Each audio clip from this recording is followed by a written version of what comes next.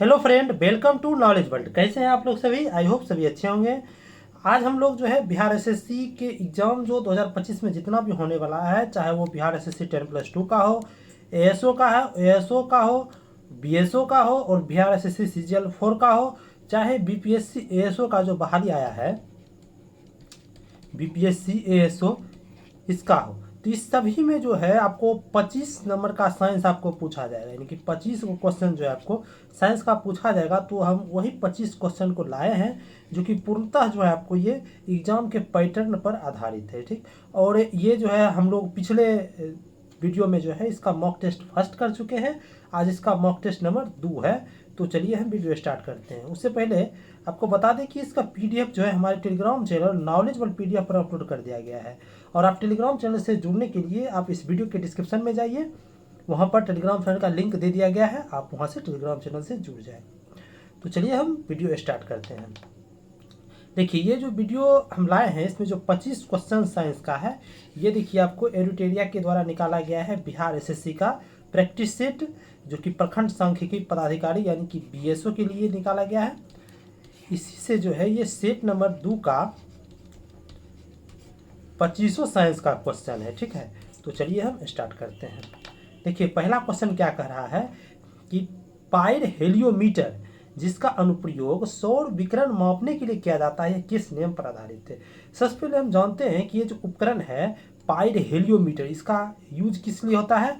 तो इसका यूज होता है सौर विकिरण मापने के लिए। ठीक है, इसमें होता है, तो ये सौर विकिरण को मापता है। सौर विकिरण मतलब क्या हुआ कि सूर्य से आने वाला जो विकिरण है उसको मापता है कौन? तो पायर हेलियोमीटर मापता है। ठीक है, तो ये आपको किस नियम पर आधारित है? तो ये आपको स्टीफंस के नियम पर आधारित है। ठीक, तो इसका उत्तर ऑप्शन नंबर ए हो जाएगा। ठीक है, तो स्टीफंस का नियम क्या कहता है कि देखिए, यदि कोई वस्तु है, ठीक, कोई वस्तु है, क्या कहता है कि यदि कोई वस्तु जो है आपको उच्च ताप पर है, कोई वस्तु क्या है तो हाई टेम्परेचर पर है, तो उस वस्तु के प्रत्येकांक क्षेत्रफल से प्रति सेकेंड उत्सर्जित होने वाले विकिरण की मात्रा वस्तु के परम ताप के चतुर्थ घात के मतलब क्या होता है, समानुपाती होता है। यानी कि हुआ कि ऊर्जा हो गया एनर्जी, यानी कि ई हो जाएगा आपको समानुपाती टी के पावर 4 हो जाएगा। ठीक नहीं, यही क्या है तो आपको यही है आपको स्टीफंस का लॉ है। ठीक है, तो देखिए इसको जब हम हटाया जाता है तो ई बराबर ऐसे हो जाता है सिग्मा टी की पावर 4 हो जाता है। ठीक नहीं, ये जो है आपको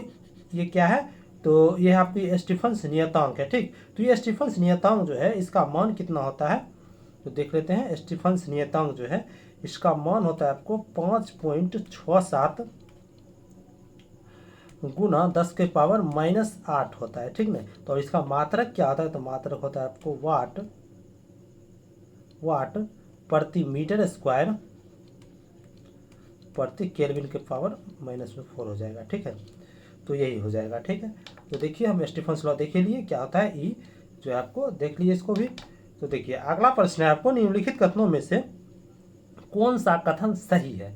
पहला कथन का है कि ध्वनि की चाल पर दाब का कोई प्रभाव नहीं पड़ता है। दूसरा कथन का है कि आर्द्रता बढ़ने पर ध्वनि की चाल कम हो जाती है। तो इस क्वेश्चन को करने से पहले हम सबसे पहले देख लेते हैं कि ध्वनि का जो है प्रभाव जो है किस किस पर पड़ता है, उस सारे को हम लोग देख लेते हैं। इससे संबंधित जितना भी प्रश्न बन सकता है। देखिए, ध्वनि की चाल का विभिन्न भौतिक राशि पर क्या क्या प्रभाव पड़ता है। पहला भौतिक राशि है तापमान। देखिए, तापमान पर ध्वनि की चाल का क्या प्रभाव पड़ता है? यदि कोई माध्यम है उसका तापमान अगर बढ़ जाएगा तो क्या होगा, उसमें ध्वनि की चाल भी बढ़ेगा। ठीक ना, तो यानी क्या हुआ कि जहाँ पर तापमान बढ़ेगा वहाँ पर उसका ध्वनिक चाल क्या होगा, बढ़ेगा। अब देखिए दाब का प्रभाव क्या पड़ता है। दाब पर जो है ध्वनि की चाल का कोई प्रभाव नहीं पड़ता है। दाब चाहे जितना भी बढ़ा दिया जाए उस पर ध्वनि की चाल पर कोई प्रभाव नहीं पड़ेगा, चाहे घटा दिया जाए तो कोई प्रभाव नहीं। अब देखिए आर्द्रता के प्रभाव पर क्या प्रभाव पड़ता है। तो आर्द्रता बढ़ाने पर ध्वनि की चाल क्या हो जाता है, बढ़ जाती है। आर्द्रता मतलब क्या होगा कि नमी की मात्रा। ठीक, नमी की मात्रा जब बढ़ेगा तो क्या होगा कि ध्वनि की चाल बढ़ जाएगी। देखिए घनत्व का प्रभाव क्या है कि घनत्व बढ़ने से ध्वनि की चाल क्या जाती है, कम हो जाती है। तो ये आपको सारा पॉइंट ध्यान में रखना है। तो देखिए यहाँ क्या कर रहा है कि निम्नलिखित कथनों में से कौन सा सही है। एक नंबर में कहा है कि ध्वनि की चाल दाब पर कोई प्रभाव नहीं पड़ता है। देखें अभी तुरंत हम कि ध्वनि के चाल दाब पर क्या कर रहा है, कोई प्रभाव नहीं पड़ता, यानी कि एक नंबर सही है कथन। ठीक है, एक नंबर क्या है तो सही है, ये सही है। दोनों ने कहा है कि आर्द्रता बढ़ने पर ध्वनि की चाल कम हो जाती है। तो देखें अभी तुरंत क्या देखें कि आर्द्रता बढ़ने पर ध्वनि की चाल क्या हो जाती है, बढ़ जाती है। ठीक ना, लेकिन यह क्या कहा है आपको, कम हो जाती है। क्या कहा आपको, ये कम हो जाती है। तो कम देखिए नहीं ना होती है, यहाँ बढ़ जाती है। तो ये क्या है, गलत कथन है। हमसे क्या पूछा है, कौन सा कथन सही है, तो सही कथन जो है आपको केवल एक है, तो इसका उत्तर ऑप्शन नंबर ए हो जाएगा, केवल एक। ठीक, चलिए नेक्स्ट प्रश्न है कि समतल दर्पण में बना प्रतिबिंब की स्थिति एवं प्रकृति क्या होती है। देखिए समतल दर्पण से संबंधित जो बनता है प्रतिबिंब, उससे संबंधित जितना भी पॉइंट है, जितना भी फैक्ट है जो कि एग्जाम में पूछने लायक है, सभी को हम एक साथ लाए हैं, सभी को हम लोग देख लेते हैं। देखिए समतल दर्पण में जो प्रतिबिंब बनता है उसके प्रकृति कैसा होता है, तो काल्पनिक तथा आभासी प्रतिबिंब बनाता है, ठीक ना। और समतल दर्पण में प्रतिबिंब का आकार कैसा होता है, तो ये वस्तु के आकार के बराबर होता है। जितना आकार का वस्तु होगा उतना ही आकार का समतल दर्पण में आपको क्या बनेगा, प्रतिबिंब बनेगा। देखिए अगला है कि समतल दर्पण में वस्तु की दूरी और प्रतिबिंब की दूरी क्या होती है, समान होती है। जैसे देखिए यहाँ समतल दर्पण है, तो जहाँ वस्तु से जो समतल का दूरी होगा इसमें उतना ही दूरी पर जो इधर प्रतिबिंब बनेगा, ठीक है ना, वही बात ये कहा है। देखिए अगला पॉइंट है कि समतल दर्पण का सीधा प्रतिबिंब हमेशा जो है सीधा प्रतिबिंब बनता है और ये पार्श्व उल्टा बनता है, ठीक है। और देखिए किसी भी वस्तु की पूरी लंबाई देखने के लिए दर्पण की लंबाई वस्तु की लंबाई की आधी लेनी होगी। यानी कि कोई भी वस्तु है उसको हम पूरी लंबाई देखना चाहते हैं तो कम से कम दर्पण की लंबाई जो वस्तु जितना लंबा है उससे आधा लंबाई होना चाहिए, तो पूरा वस्तु दिख जाएगा, ठीक है। अगर कोई व्यक्ति है जो कि v मीटर पर सेकेंड के वेग से दर्पण की ओर दौड़ता है तो वो अपना प्रतिबिंब कितना, तो 2v मीटर पर सेकेंड के वेग से दौड़ता हुआ प्रतीत होगा। यानी कि अपना वेग जो है वो दुगुना प्रतीत होता हुआ प्रतिबिंब में देखेगा, ठीक है। अब देखिए अगला है, अगर समतल दर्पण को थीटा कोण पर घुमाते हैं तो परावर्तित किरण 2 थीटा कोण पर घूम जाती है। देखिए अगर कोई भी दो समतल दर्पण के बीच अगर थीटा कोण पर कोण हो तो उसके बीच जो बनता है प्रतिबिंब उसकी संख्या हमेशा विषम होती है। देखिए उसके फार्मूला निकालने का फार्मूला है 360/थीटा, ठीक।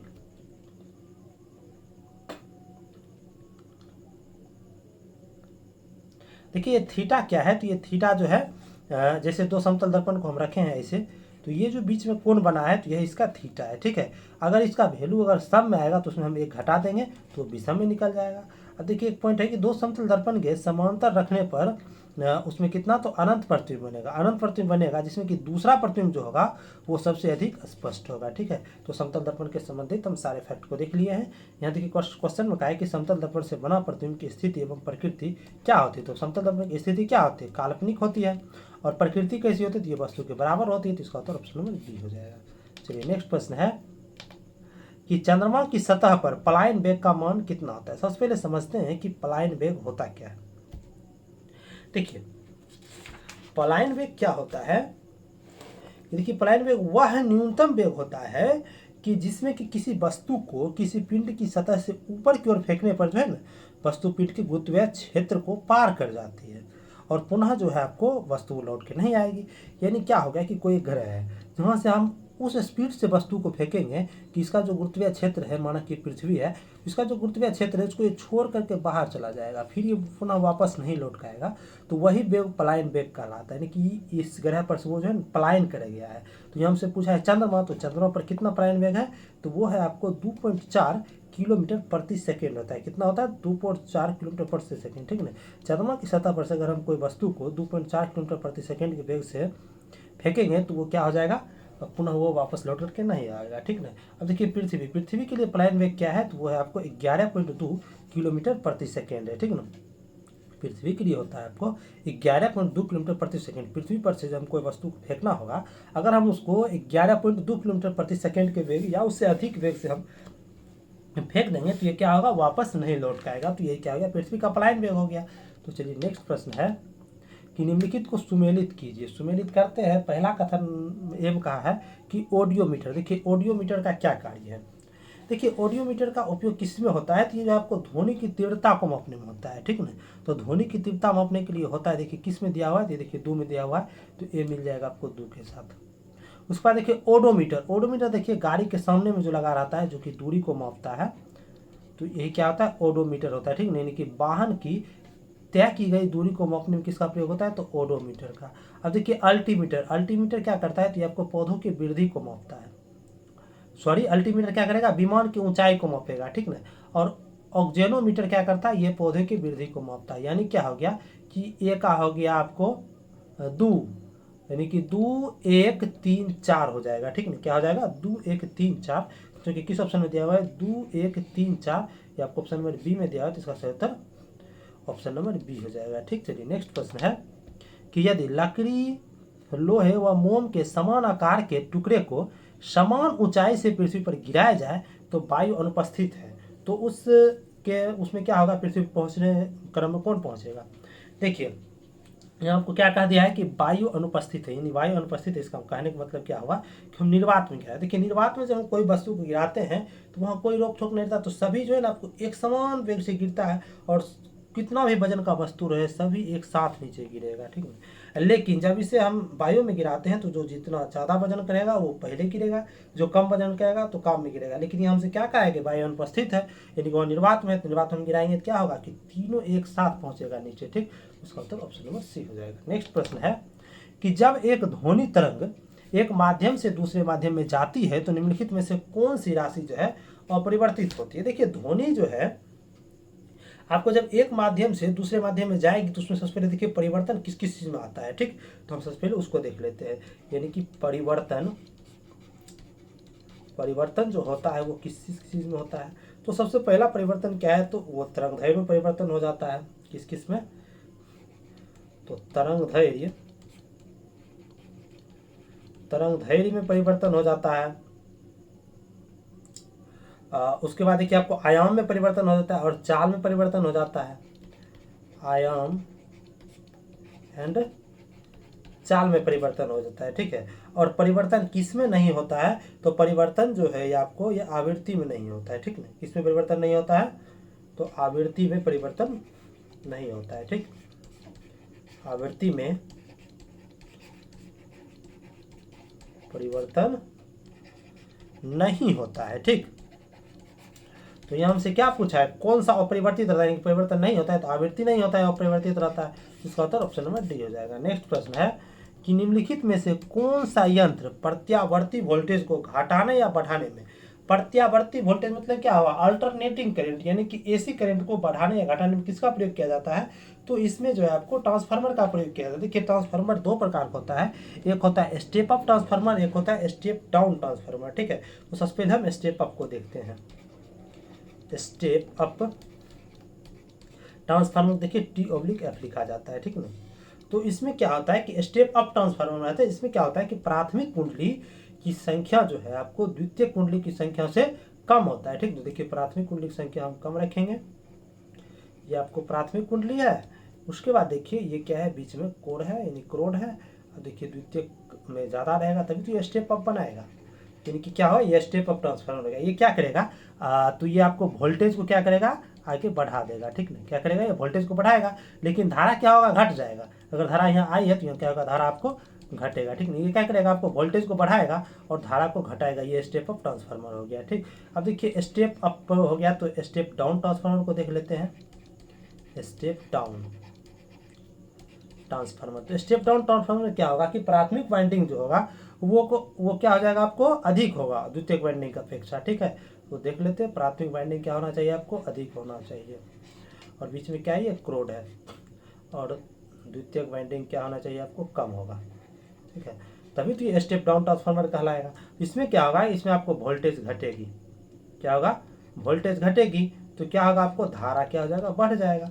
तो यहाँ से क्या कहा है कि निम्नलिखित में से कौन सा यंत्र जो कि एसी वोल्टेज को घटाने या बढ़ाने का करता है, घटाता भी है और बढ़ाते भी है, तो दोनों क्या कर रहा है, तो ट्रांसफार्मर ही नहीं, तो ये स्टेप अप और स्टेप डाउन दोनों ट्रांसफार्मर है, इनके ट्रांसफार्मर का कार्य है, जो कि देखिए किस ऑप्शन में दिया है, तो आपको ऑप्शन नंबर बी में दिया हुआ है, इसका सही उत्तर ऑप्शन नंबर बी हो जाएगा। नेक्स्ट प्रश्न है कि शैवाल और कवक को मिलने से लाइकेन बनता है, जिसे हम क्या कहते हैं, इनके शैवाल और कवक से मिलने से क्या बनता है, तो लाइकेन बनवे करता है। तो इसको हम क्या कहते हैं, देखिए इसको हम देखते हैं। देखिए लाइकेन क्या है, तो ये जो है आपको कवक तथा शैवाल दोनों से मिलकर बनती है क्या, तो लाइकेन। और इसमें कवक तथा शैवाल संबंधी परस्पर सहजीवी जैसा गुण होता है, और कवक जो है जल, खनिज, लवण, विटामिन आदि जो है ये शैवाल को देता है, और शैवाल के प्रकाश संश्लेषण क्रिया के द्वारा जो है ये कार्बोहाइड्रेट का निर्माण करके कवक को दे देता है। और कवक और शैवाल के बीच इस तरह के सहजीवी संबंध को क्या कहते हैं, हेलोटिज्म कहते हैं। सहजीवी संबंध को हेलोटिज्म कहेंगे अगर ये पूछेगा तो। लेकिन ये प्रश्न में हमको क्या पूछा है, देखिए प्रश्न का है कि शैवाल और कवक को मिलने में जो लाइकेन बनता है इसको क्या कहते हैं, ये पूछा है, ठीक है। तो आते क्या है कि लाइकेन शब्द का सर्वप्रथम प्रयोग किसने किया था, एक ग्रीक दार्शनिक थे थियोफ्रेटस, उन्होंने ही किया था, और लाइकेन के अध्ययन को लाइकेनोलॉजी कहा जाता है, ठीक है। तो यहाँ देखिए हमसे क्या प्रश्न पूछा है प्रश्न का है कि शैवाल और कवक के मिलने से जो लाइकेन बनता है इसे क्या कहते हैं, तो इस म्यूट अलिज्म कहा जाता है। क्या कहता है, म्यूट अलिज्म, जो कि ऑप्शन नंबर बी में दिया हुआ है। तो इसका सही उत्तर ऑप्शन नंबर बी हो जाएगा, म्यूट अलिज्म हो जाएगा। ठीक है, तो चलिए नेक्स्ट प्रश्न है कि यकृत एवं मांसपेशियों में ऊर्जा किस रूप में जमा होती है। देखिए, जब हम भोजन करते हैं तो क्या होता है, हमें ऊर्जा प्राप्त होती है। तो भोजन के रूप में हम क्या क्या ग्रहण करते हैं, देखिए हम शुगर लेते हैं, वसा लेते हैं, प्रोटीन लेते हैं, विटामिन लेते हैं, यही सब लेते हैं। देखिए विटामिन हो गया, जल हो गया, इस सब का तो पाचन होता ही नहीं। पाचन होता है सिर्फ किसका किसका, शुगर, वसा और प्रोटीन का ही लगभग पाचन होता है। और ये जो है आपको पाचन के बाद क्या होता है, तो शुगर आपको बन जाता है ग्लूकोज में। तो यही आपको क्या करता है, यानी कि सब कुछ जो है ना आपको अंतिम रूप से ग्लूकोज में ही बनाता है। ठीक है ना। और लेकिन जो ये आपको यकृत और मांसपेशी में जो जमा होता है, ये किस रूप में जमा होता है, ये आपको ग्लाइकोजेन के रूप में जमा होता है, जो कि आपको ऑप्शन नंबर डी में दिया हुआ है। तो इसका सही उत्तर ऑप्शन नंबर डी हो जाएगा। नेक्स्ट देखिए, नेक्स्ट प्रश्न है कि मम्स या गलसुआ बीमारी किसके द्वारा फैलता है। देखिए, ये जो मम्स या गलसुआ बीमारी है, ये आपको जीवाणु यानी कि ये आपको वायरस द्वारा फैलता है, जो कि आपको ऑप्शन नंबर बी में दिया हुआ है। ठीक, अब देखिए ये जो है आपको ये किस वायरस से फैलता है, तो उसको हम लोग देख लेते हैं। ठीक है, तो ये जो है आपको फैलता है, ये आपको पैरा, तो ये कौन सा वायरस से फैलता है, तो पैरामिक्सो वायरस से फैलता है। ठीक, इसका तो ऑप्शन नंबर बी हो गया। तो चलिए नेक्स्ट प्रश्न है, देखिए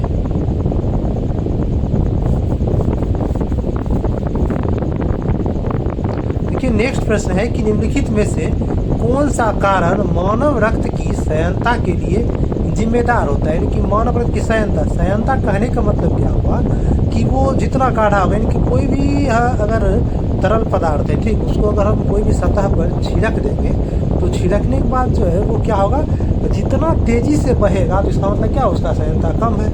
अगर वो धीमा धीमा बहेगा तो यानी कि उसका सयनता अधिक है। यानी क्या हुआ कि वो तरल कैसा है, तो गाढ़ा है। तो रक्त में क्या मिला रहता है, तो प्रोटीन। तो वही रक्त में जो प्रोटीन होता है, वही प्रोटीन के कारण क्या होता है, ये गाढ़ा होता है, जो कि सयनता को बढ़ा देता है। और देखिए क्या है कि रुधिर एक तरल संयोजी ऊतक है, जो कि दो वेब से मिलकर बना है। एक क्या है, तब प्लाज्मा है, और एक क्या है, रक्त कोशिका है। प्लाज्मा में क्या होता है कि कुल रक्त के आयतन में प्लाज्मा लगभग कितना है, ये आपको 55% होता है। और ये कैसा होता है, ये आपको रंगहीन तरल है, एवं इसका जो है आपको ज़्यादा से ज़्यादा भाग क्या रहता है कि ज़्यादा आपको जल ही रहता है। और इसमें अनेक प्रोटीन भी पाए जाते हैं। और देखिए रक्त कोशिका जो है ये मुख्यतः 3 प्रकार की होती है। एक होती है लाल रक्त कोशिका, जिसे कहते हैं RBC, और एक होती है प्लेटलेट्स, उसके बाद होती है श्वेत रक्त कोशिका यानी कि WBC होता है। ठीक है, तो अब देखिए हम सभी को देख लेते हैं बारी बारी से। देखिए लाल रक्त कोशिका जो होती है RBC, इसमें क्या होता है कि इसमें जो है आपको केंद्रक अनुपस्थित होता है, और इसका जो रंग लाल होता है, किसका होता है, हीमोग्लोबिन के कारण जो है इसका रंग क्या होता है, आपको लाल होता है। और ये हीमोग्लोबिन जो है ये क्या करता है, ये आपको ऑक्सीजन का वहन करती है।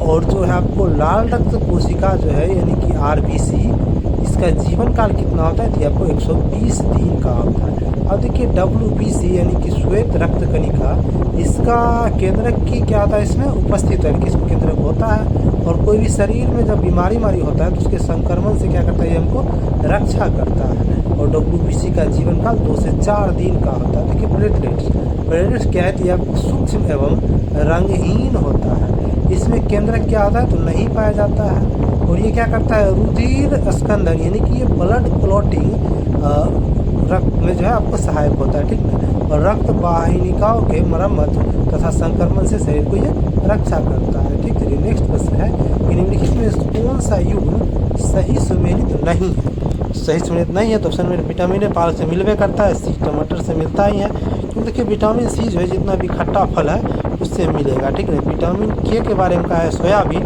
तो उससे मिलता ही है। लेकिन देखिए ऑप्शन नंबर बी में कहा है कि विटामिन B1 क्या है, संतरा से मिलता है, जो है कब गलत दिया है। क्योंकि देखिए संतरा क्या है, खट्टा फल है, तो खट्टा फल से क्या मिलेगा, विटामिन सी निकलेगा। इसका मतलब ऑप्शन नंबर बी गलत है, तो इसका सही उत्तर ऑप्शन नंबर बी ही हो जाएगा। अब देखिए कुछ विटामिन है उससे संबंधित स्रोत है। देखिए विटामिन ए है, इसका रासायनिक नाम है आपको रेटिनॉल। ठीक, और देखिए किसको किसको हम खाएंगे तो इससे प्राप्त होगा, देखिए दूध हो गया, मक्खन हो गया, पालक हो गया, गाजर हो गया, मछली का तेल, हरी सब्जी, ये सब खाने से आपको विटामिन ए की प्राप्ति होगी। देखिए विटामिन B1 ये क्या है, तो इसका रासायनिक नाम है थायमीन। ये देखिए आपको अनाज हो गया, फल, यहाँ फूल नहीं फल होना चाहिए, दूध हो गया, ईस्ट हो गया, ये सबसे आपको विटामिन B1 मिलता है। ठीक है, अब देखिए आगे है आपको विटामिन सी है। ठीक, क्या है, विटामिन सी। ठीक, तो विटामिन सी जो है ये आपको, इसका रासायनिक नाम है एस्कॉर्बिक एसिड। ठीक, और ये क्या होता है कि आपको जितना भी खट्टे फल है, जैसे हो गया नींबू हो गया, टमाटर हो गया, पपीता, इस में पाया जाता है। ठीक है, देखिए विटामिन डी है, जिसका रासायनिक नाम है आपको कैल्सीफेरॉल। ये देखिए कहाँ पर मिलता है, तो आपको सूर्य के प्रकाश से मिलता है। ठीक, और अंडा से मिलता है। देखिए विटामिन ई है, जिसका रासायनिक नाम है टेकोफेरॉल।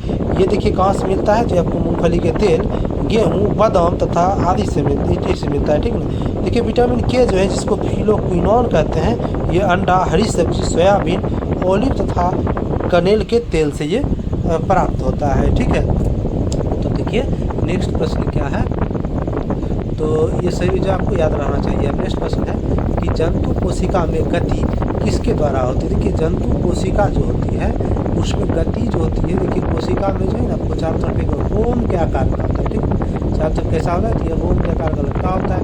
ये रोम का आकार यही क्या करता है, इसकी गति में मदद करता है। यानी कि जंतु कोशिका में गति किसके द्वारा होता है, ये आपको सीलिया तंत्र डी में दिया हुआ है। ठीक है, तो चलिए नेक्स्ट प्रश्न है कि नीचे दिए गए कथन है, इनमें से कथन ए और कथन आर दिया हुआ है, जिसको हमको देखना है। कथन ए का है कि एक ही दंपत्ति की संतानें अनुवांशिकी स्तर पर असमान होती है। सही बात है, ये जब अर्धसूत्री विभाजन में होता ही है, एक ही दंपत्ति की संतान अनुवांशिकी स्तर पर असमान है। यानी कि अभी कथन ए क्या है आपको, ये आपको सही है। ठीक है, ये क्या है, तो सही है। अब देखिए ये जो केस में होता है, तो बता दिया था आपको अर्धसूत्री विभाजन होता है। ठीक है, देखिए कारण आर है। ठीक, कारण आर क्या कर रहा है, इस समसूत्री विभाजन में अलग अलग अनुवांशिकी लक्षण के अंडाणु शुक्राणु नहीं, ये गलत है। तो देखिए समसूत्री विभाजन में क्या होता है, अलग अलग अंडाणु का शुक्राणु नहीं बनता है। ठीक, मतलब एक समान ही बनता है। ठीक, यानी क्या है कि ये सही है और आर गलत है, जो कि आपको ऑप्शन नंबर सी में दिया हुआ है। अभी कहते हैं ये सत्य है, किंतु आर आपको ऑप्शन है। ठीक है, चलिए इससे संबंधित जो है आपको अर्धसूत्री और समसूत्री विभाजन से संबंधित कुछ फैक्ट को देख लेते हैं।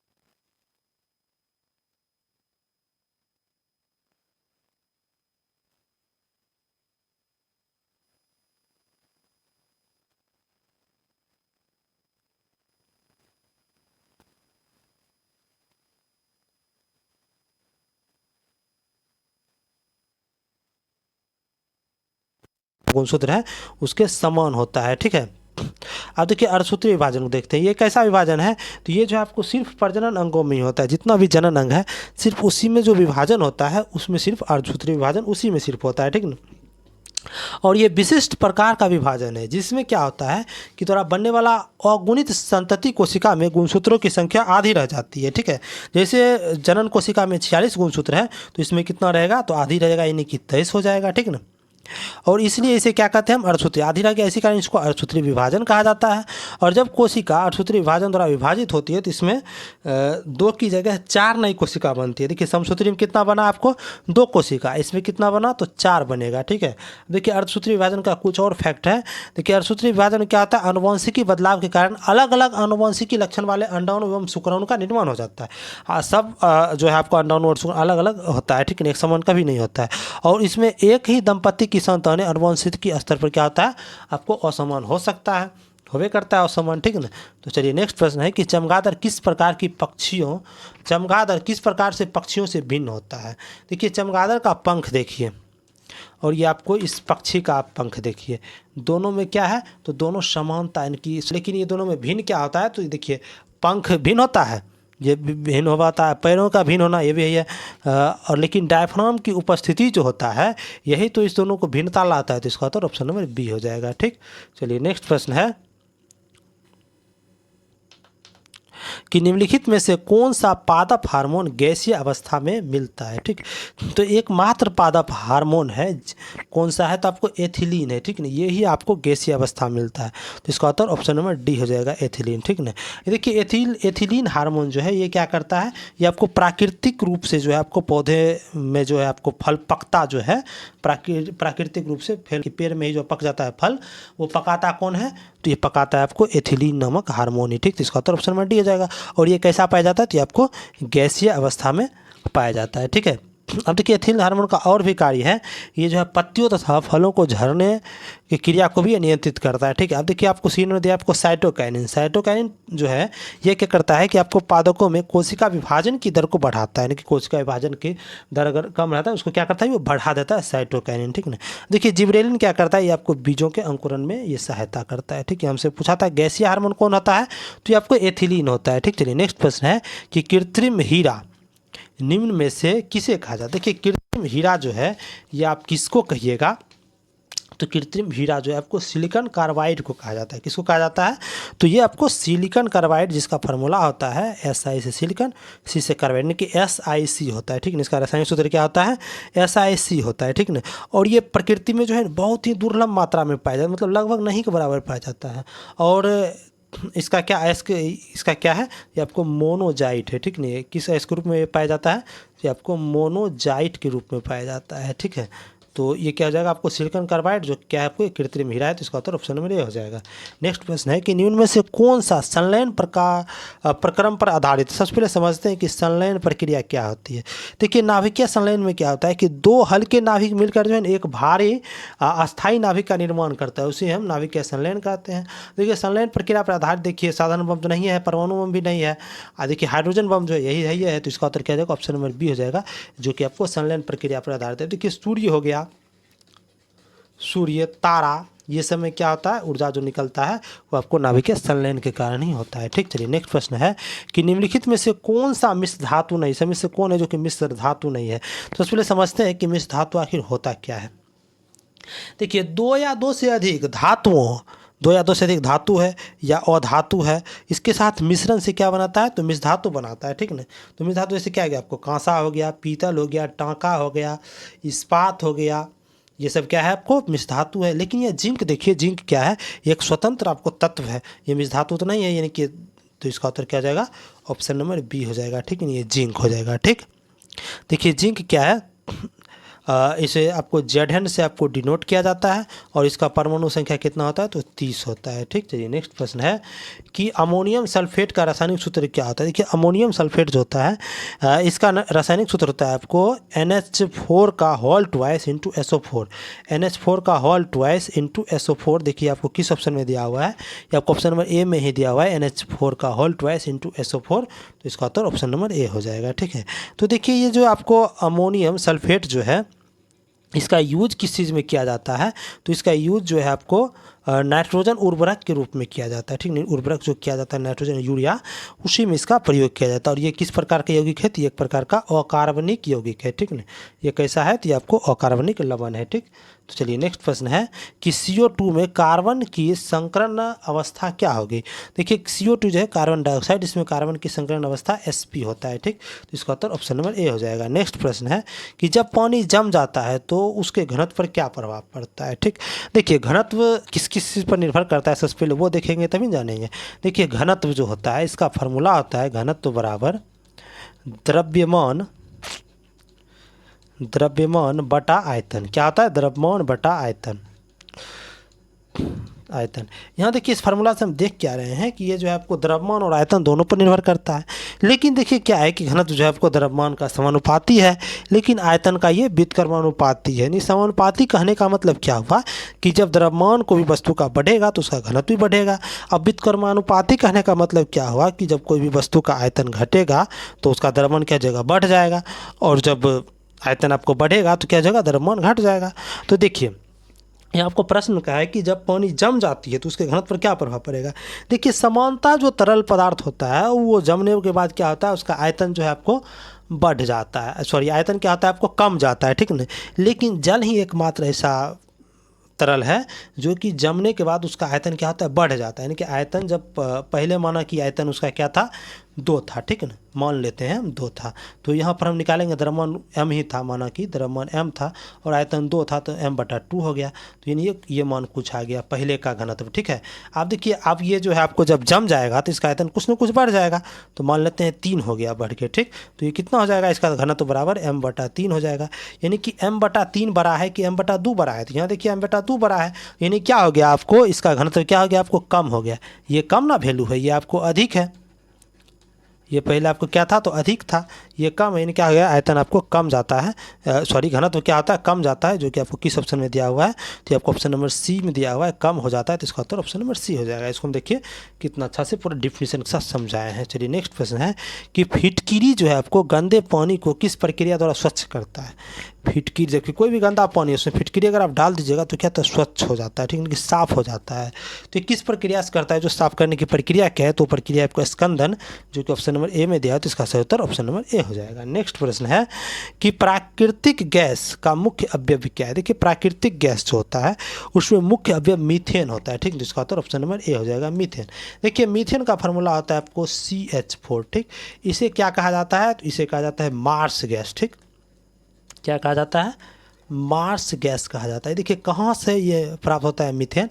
देखिए मीथेन जो है, देखिए जब पशु जुगाली करता है, पशु जुगाली जब करता है उसमें भी मीथेन बनता है। देखिए दलदली क्षेत्र में भी बनता है, दलदली क्षेत्र, इसमें भी मीथेन बनता है, ठीक। मीथेन के बारे में हम बहुत कुछ जान लिए, ठीक ना, ये सब आपको ध्यान में रखना है। तो चलिए ये आज का अंतिम प्रश्न था। आई होप सभी को सारा प्रश्न से समझ में आया होगा। तो आप वीडियो को लाइक कर दें और ज़्यादा से ज़्यादा शेयर भी कर दें। और इसका PDF हमारे Telegram channel knowledge world PDF पर अपलोड कर दिया गया है, और टेलीग्राम चैनल का लिंक इस वीडियो के डिस्क्रिप्शन में दे दिया गया है। और जो भी आप मॉक टेस्ट नंबर जो है 1 नहीं देखे हैं, तो वो आप इस चैनल पर जो है आपको प्लेलिस्ट बना दिया गया है बिहार SSC साइंस 2025 के नाम से। तो उसमें जा कर के आप वीडियो को देख सकते हैं। पिछला वीडियो को प्लेलिस्ट बना देंगे हम, ये वीडियो ख़त्म करने के बाद जो आपको प्लेलिस्ट बना देंगे, उसमें आपको दोनों वीडियो को हम अरेंज कर देंगे, ठीक है। तो आप वहाँ जा कर के वीडियो को देख सकते हैं, ठीक। तो चलिए मिलते हैं नेक्स्ट वीडियो में।